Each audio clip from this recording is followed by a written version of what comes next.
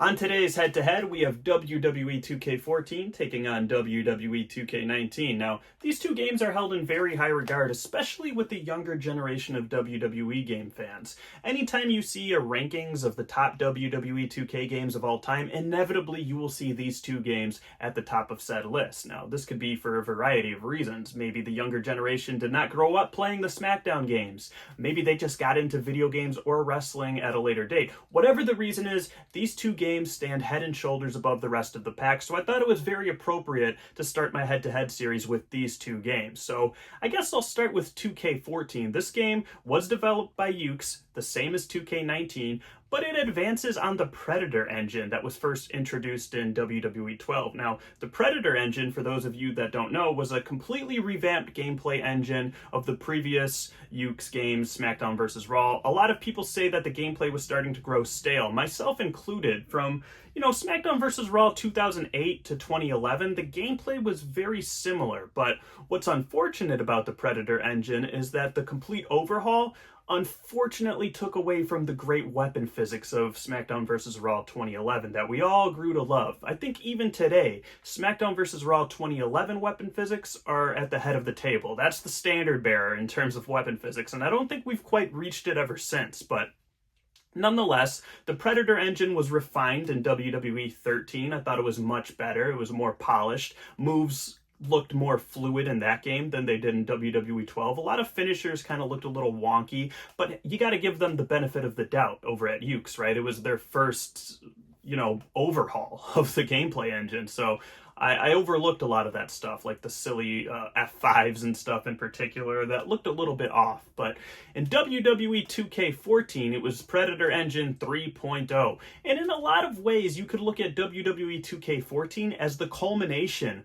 of years and years of the SmackDown series. 2K14 was the swan song of THQ in a lot of ways. Now, it was taken over by 2K at that time. Of course, you have the name on the marquee, 2K14, but THQ and Yuke's fingerprints are all over this game, of course, and a lot of remnants of the past can be found in this game. So 2K14 was just the result of years and years of work on the SmackDown series. So in a lot of ways, it is the most refined version of those games. It is the last game to be released solely on that generation. I mean, the PS3 360 generation. 2K15, of course, came to the PS4 and Xbox One, and that was completely revamped as well. It was also released on last gen, but it used the last gen physics. So 2K14 had a lot going for it, to say the least. From a gameplay perspective, it's fun. It is the best edition of the Predator engine that we had. Definitely more fast-paced than the later games that you see in the 2K series. I did enjoy the gameplay aspect of 2K14 quite a bit. Matches were quick. You could even set pacings for the match and have like really fast matches or really slow epic matches, which, in universe mode came in handy. If you just wanted to do quick squash matches, you could just put the match on quick, or you could do epic, and that was something that I found myself doing quite often. And it really showed. And in the gameplay, the matches themselves played a lot more closer to their television counterpart than I feel like later entries in the 2K series. Because you got to remember, at this point in time, 2013, the product on television was starting to be fast-paced. You were starting to see more indie guys come up to the main roster. I mean, this was during the FCW guys were coming up. The black and gold era NXT guys were starting to come up. We were seeing Seth Rollins come to the main roster. We saw Antonio Cesaro come to the main roster. Guys that really push the pace in the ring. Sami Zayn, Kevin Owens, I'm rocking his shirt, Face of America right now. These guys were next level in the ring. So the in-ring product was, of course, becoming, dare I say, more arcade-like. So the 2K gameplay was also very fast-paced at this time, initially. So I really like that. Also, visually, I love 2K14's graphics. There was a certain bit of art to them, and they had a lot of charm. Sure, they don't have the high-res, high-definition that the later 2K games have, like 2K19, but I really like the cartoony look of these graphics. I mean, there's something to be said about art direction in a video game. We want our video games are art, right? So this is definitely a preference thing, but I like the kind of aesthetic that 2K14 was going for. I thought the colors really popped. I thought the characters themselves were all very distinct, but they also had great depth to them. I feel like the color palette that they used in 2K14, I don't know, I'm just very nostalgic about it, I guess. But if I take off the rose-colored glasses, I can just kind of objectively say that these graphics, of course, are not up to par with the ones we have today, but man, they are cool to look at. I love the 2K14 graphics. The legends look like themselves. And that's kind of the first point I want to get into here.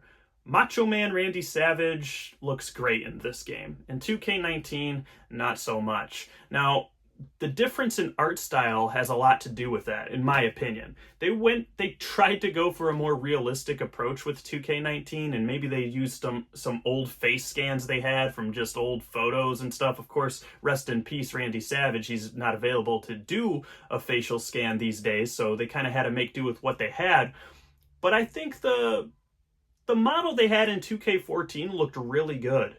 And in 2K19, as is the case with a lot of legends or de-aged versions of wrestlers, they just look so out of place, borderline creepy. I mean, I look at this Kurt Angle, for example.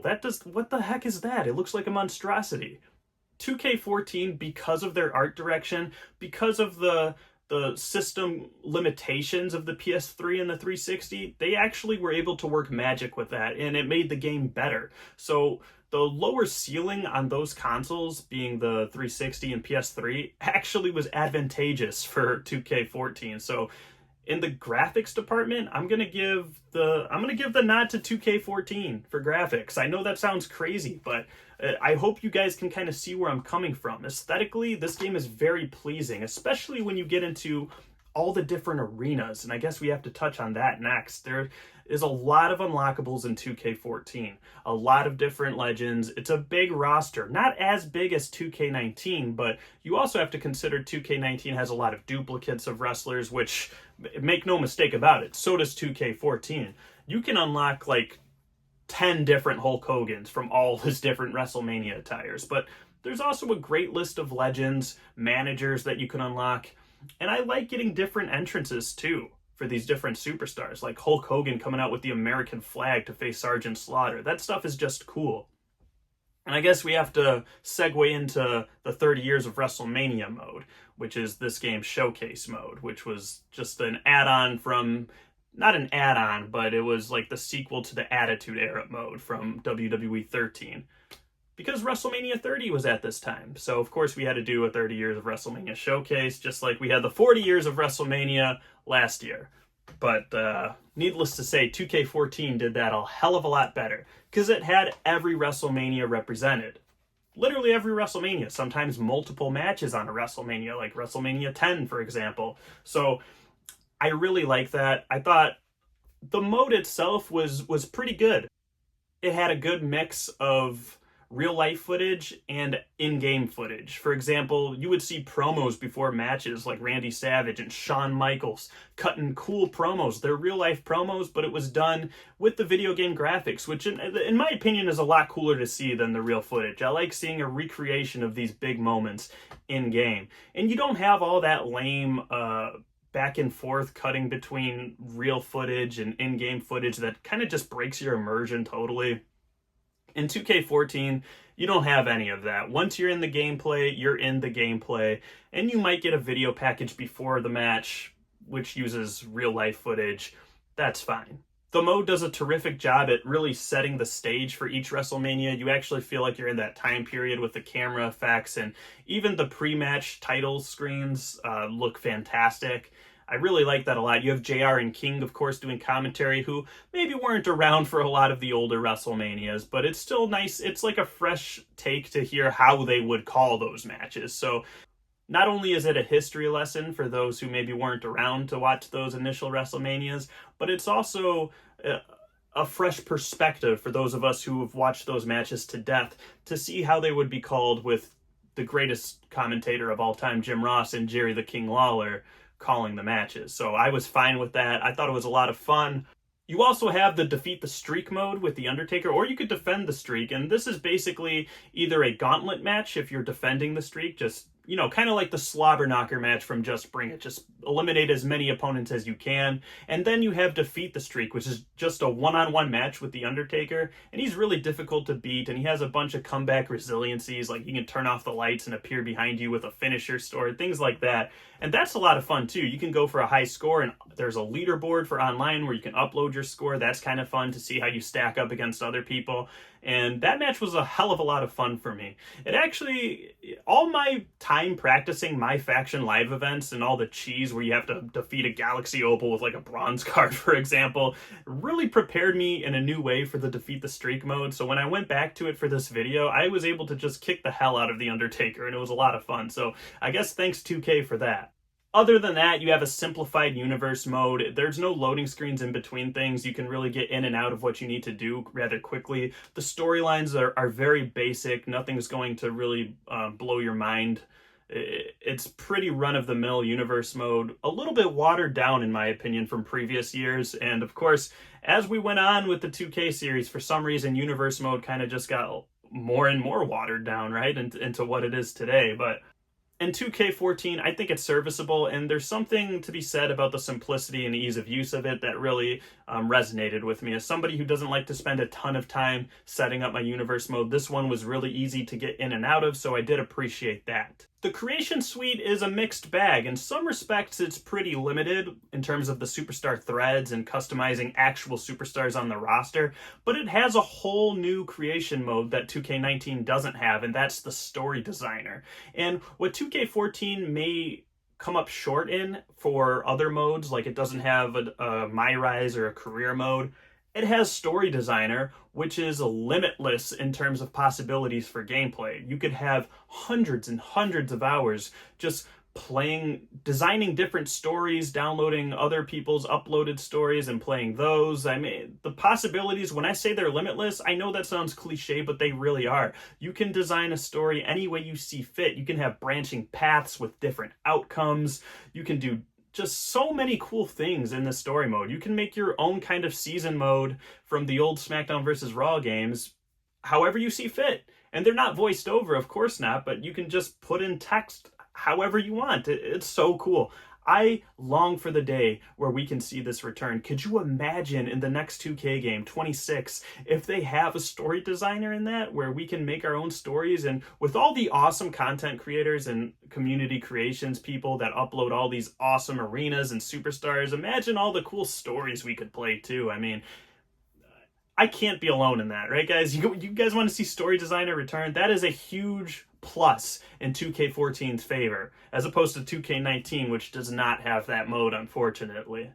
Now on to 2K19. No, it doesn't have a story designer, but the way you're able to edit any superstar on the roster and just make that their new default attire, that's cool. I mean, if a superstar starts coming out with new gear, you can recreate that in 2K19, which is awesome. I mean, that is the foundation now that we just come to expect from all of our 2K games. So you really have to tip your cap to 2K19 in that regard. It doesn't have like a defeat the streak mode, but it has the towers mode. You guys remember the 2K towers, where every week they would like upload new ones? It was like the live events of their time, I suppose. I mean, that's kind of neat for like a little challenge on your own if you want to do those, but I could take or leave that, and we didn't see it after the fact, so I guess we left it, right? 2K19, of course, does have a showcase mode, and it's the Daniel Bryan showcase mode, which cuts back and forth between real footage and stuff. And it's a really strict showcase mode where you really have to do a lot of set objectives in a row, and a lot of matches won't have cool like cutscenes within the match. It's just straight do this checklist and progress to the next match. You see that a lot in 2K19, and that was a little bit disappointing because I love Daniel Bryan and I think he has such a cool story arc within the WWE. I think they could have done a lot more with it, and it could have been a lot cooler, but showcase mode in general is just a crap mode in my opinion. So if your showcase mode is bad, which I think it is in 2K19, I mean, what are you expecting from a showcase mode? The best it could possibly be is what it was in 2K14, or WWE 13. I mean, that is the best way you could do a showcase mode, and it's been done. So I think it's time to leave that mode in the past, but that's an entirely different video. Let's move on. I touched on it earlier, but 2K14 does not have a career mode, Myrise. 2K19 does. And a lot of people tout this career mode as being one of the best in the 2K series. I don't like any of the career modes in 2K, so I guess take this with a grain of salt. I thought 2K19's career mode was bad. It's just it's a showcase mode where you create the protagonist. And what I mean by that is you don't have any say in the story, you don't have any say in the outcomes of your matches. As a matter of fact, you have to do set objectives via checklist in your matches, and failing to do any of these objectives will result in you having to redo the match. You'll fail completely. I mean, you don't even have freedom in your own damn match. You have to do it exactly how the game wants you to do it. That's lame. I have no quarrels with a linear storyline. I mean, I love Day of Reckoning, for example, but I could win my matches any way I see fit in Day of Reckoning. In WWE 2K19, no, you have to win the match exactly how 2K wants you to win the match. That is super lame. So 2K19, yes, it does have a whole nother mode that 2K14 doesn't have, but the mode is crap. So I have to give them an X for that. Big X, 2K19. Of course, 2K19's roster is huge. I love the 2K19 roster, and it just has a great mix of legends, current superstars, and NXT superstars. And I think it kind of speaks volumes to how great NXT was at this time, that the roster is so banging. But yeah, you got to give 2K19 it wins in the roster department, definitely. Now, the gameplay in 2K19 was also overhauled from previous installments of 2K. It's faster paced, believe it or not, than 2K18 and 2K17. That was actually a big point for 2K. They really wanted to put an emphasis on the speed of the gameplay because it was a popular complaint from a lot of players over the last couple of installments. So I do think they did that for the most part, but it's still a little bit slow for my liking. A lot of people like the chain wrestling, and I do too. Let's not act like these pre-match or these opening match segments are anything new. We had these things in SmackDown vs. Raw, for example, with the lockups, the stare downs, the pushing contests. We had these kind of mini games back then. Now, chain wrestling is great, but it loses its novelty rather quickly for me. Every match doesn't need to start with chain wrestling. It's okay for certain superstars, like if you get a Daniel Bryan versus CM Punk or something, maybe they'll open a match with chain wrestling, sure. But I don't think every match like Big Show and Mark Henry need to open with chain wrestling or anything like that. So I could take or leave the chain wrestling. As far as the rest of the gameplay, it's fine, but I think we overlook a lot of the bugs that were in 2K19 because of the next 2K game and how bad that was. But 2K19 definitely has its own share of bugs, especially clipping is just outrageous in 2K19, and the weapon physics, in my opinion, are pretty bad in 2K19. I mean, if you pick up a weapon like a bat or a kendo stick and you attack somebody, it has just one single animation for every single time you hit somebody. You can't switch it up. You can't hit somebody in the head and then the stomach. They get sucked into the animation. So instead of the weapon hitting your opponent, the opponent hits the weapon almost.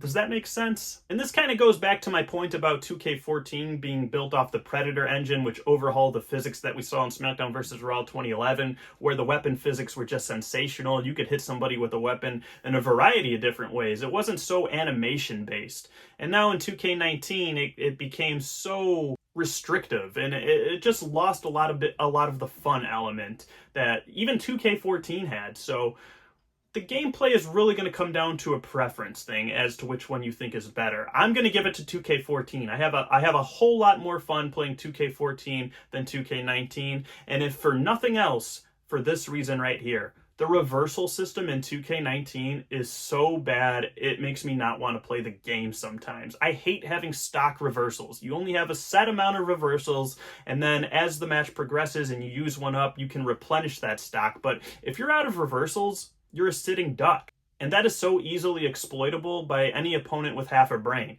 You can just stomp an opponent repeatedly until they do a reversal to stop getting stomped, clothesline them back down to the ground, and repeat the process. Then once they use up all the reversals, you can just beat the crap out of them, hit your signature finisher, win the match, and they're helpless. You should never find yourself in a spot where you're completely defenseless. And that's, and I know that we're talking 2K14 and 2K19, but even with the new games, that's one of my biggest complaints is when you're stunned, you don't even have an opportunity to counter. At least in 2K14, if you're stunned, you know, you're groggy and kind of dizzy, you still have an opportunity to do a counter. So I like that a lot about the older games.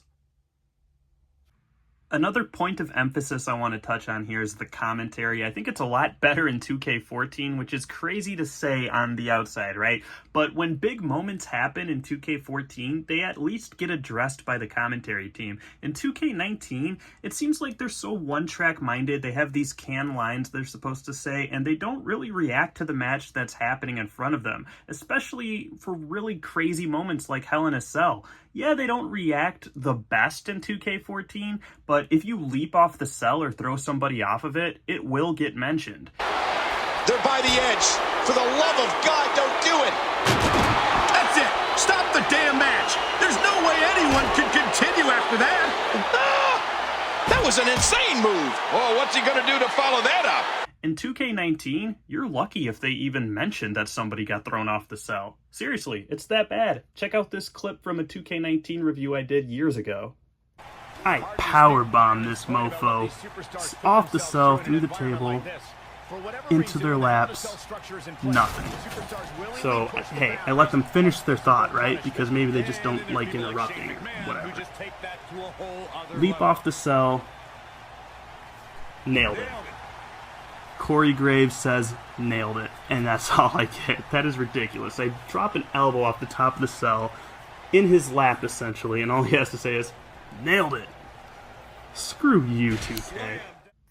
I also love how big superstars feel like big superstars. And I don't mean big as in big names like John Cena. I mean big as in size like The Big Show. These super heavyweights feel so much different than the cruiserweights and the light heavyweights, as they should. When I'm playing as Yokozuna, I feel like this big bowling ball, like this runaway freight train. In 2K19, the superstars kind of blend more together, and that just might be consequential of the gameplay engine of 2K19, as opposed to 14, but hey, I do have to mention it. The backstage areas in both of the games leave a lot to be desired. At least 2K19 had a longer hallway that you can go down, but a lot of the stuff in 2K14 was just kind of there and could only be interacted with in a very limited capacity, like just throwing somebody into it or slamming them into it. I mean, there wasn't a whole lot of fun to be had like you had in like previous SmackDown games. And I'm not saying every backstage area needs to be chaotic with helicopters and exploding vehicles and stuff, but hey, give me something more than just slamming somebody into a crate, right? It may not be feature-rich or have as many modes as later games, especially the amount of modes we have today, but it kind of reminds me of, like, Royal Rumble for the Sega Dreamcast. You guys remember the arcade game Royal Rumble? It did not have a lot of modes at all, but the gameplay was just so much fun that you put it on and you had more fun playing that than you would playing Warzone or, you know, WWF Attitude at the time, just because the gameplay was so much better. And it looked cool. The graphics looked cool. Not better. They just looked fun. And at the end of the day, a video game is supposed to be fun, right? It's a video game. So in conclusion, I do agree that these are the two 2K games that I would put head and shoulders above the rest of the competition. But in terms of which one I prefer over the other, I'm gonna have to give the edge to 2K14. I just think the gameplay is better.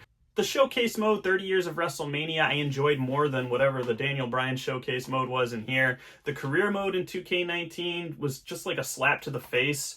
And I really love the presentation of 2K14 overall. I love the art style, I love the graphics, I love how they have every single WrestleMania represented there. It's just got so much freaking charm to it. But I'll toss it back to you guys. What do you prefer, 2K14 or 2K19? I know a lot of you are going to prefer 2K19, and that's okay. I know a lot of you are going to be on my side and prefer 2K14. That's great too. I think the cool thing about wrestling games is that, and this really separates wrestling games from other sports games, is that each year, especially back then, each game, each release felt different from the last. And that's something we're kind of missing from today's games, where they're all starting to blend together in terms of gameplay. But everybody has their favorite. I'm firmly of the belief that every single 2K game is somebody's favorite, even 2K20.